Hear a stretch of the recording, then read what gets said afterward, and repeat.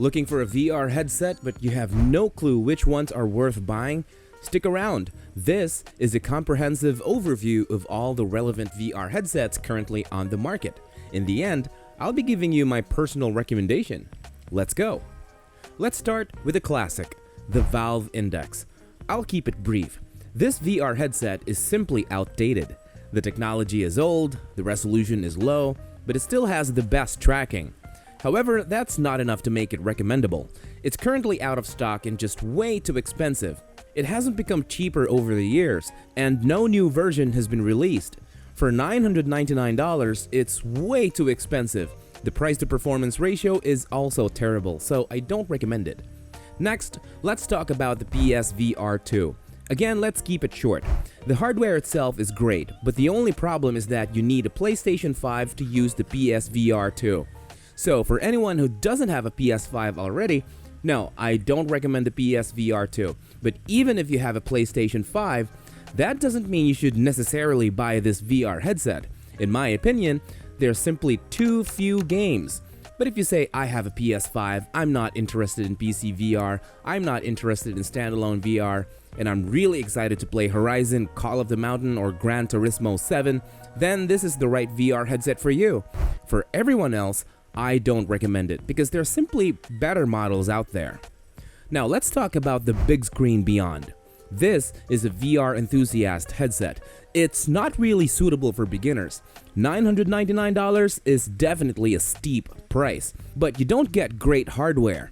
The headset is incredibly small and light, so the comfort is unbeatable. It only weighs 127 grams, and the resolution is 2560 by 2560 pixels per eye. That's extremely high, but not everything is great. The headset is customized specifically for you. Your interpupillary distance, your face shape are all adjusted. What's the downside? Well, the headset is tailored to you personally and doesn't work for others. This makes the headset, in my opinion, not recommendable. Personally, I enjoy showing VR to other people, and this headset can't be shared with anyone else, unless of course if you have a twin. Aside from that, I can only show it to someone if they come over to my house since it's a PC VR exclusive headset. So it doesn't work standalone. This is not what I personally want, and I'm pretty sure that beginners won't have to pay this price either.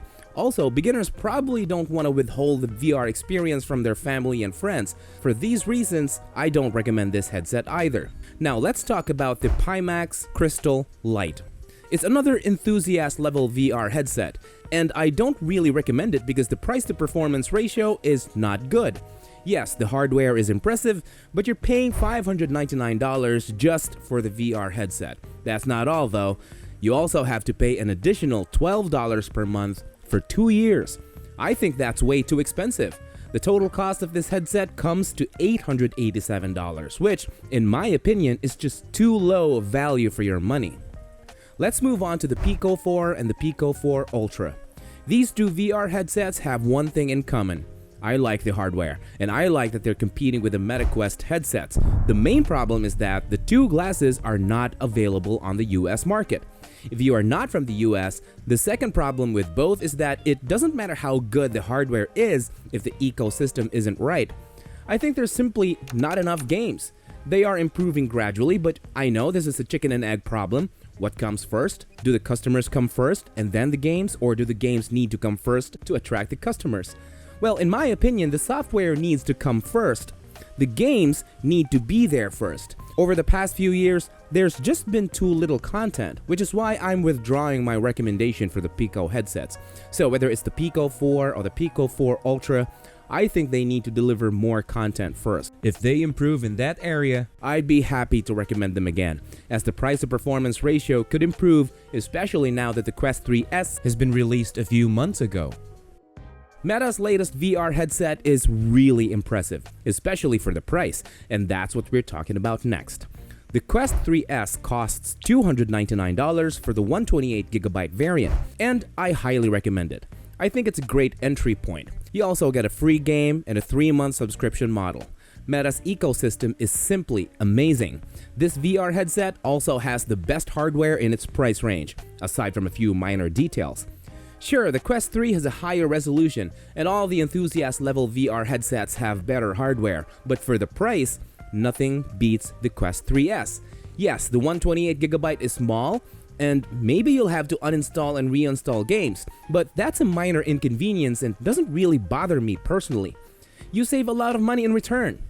If you're saying, I need more storage and I want to play PC VR, I can also recommend the Quest 3. You get a 512GB variant, better comfort thanks to its pancake lenses. The whole system is thinner, the level arm is smaller, and the wearing comfort is better because it's not so front heavy. The Fresnel lenses on the Quest 3S, for example, cause a God ray effect. The pancake lenses have less of this effect, which is why I recommend the Quest 3 for anyone who is a bit more serious about VR and willing to spend a bit more money. You get more storage, don't have to constantly reinstall games and so on. And for PC VR, this headset is better because its higher resolution can be fully utilized. If you're only playing standalone VR, the difference is slight because the peripheral resolution of the Quest itself is lower than the resolution in PC VR. But for standalone VR, that's not that relevant. So, are you convinced? Then simply scan the QR code for the Quest 3S or the Quest 3. Sad to say, I can't recommend the other VR headsets. If you want PC VR, go for the Quest 3. If you want standalone VR and want to keep it as affordable as possible, go for the Quest 3S. If you feel like you need more details, here's the link to the video where we went deeper into the differences between the Quest 3S and the Quest 3. This has been Marty, and I'll be seeing you on the next video. Cheers!